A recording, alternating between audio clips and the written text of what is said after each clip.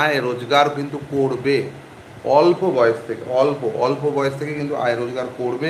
আয় রোজগার সেটা টিউশন করো বা যে কোনো কিছু করবে।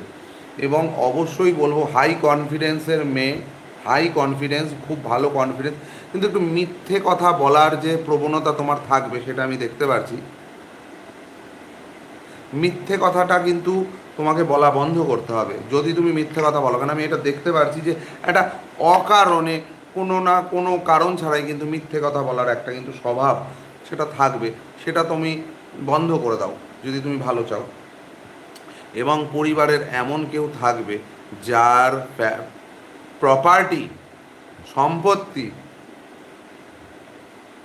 হ্যাঁ, তাহলে আজকে দেখছেন আমি ত্রিপুরা থেকে ও বলছে, ও আমার খুব ভালো লাগলো মেয়েটি, হ্যাঁ বলছে আমি মিথ্যা কথা বলি সেটা স্বীকার করলো। আমার খুব ভালো লাগলো, মা তুমি ভালো থাকো।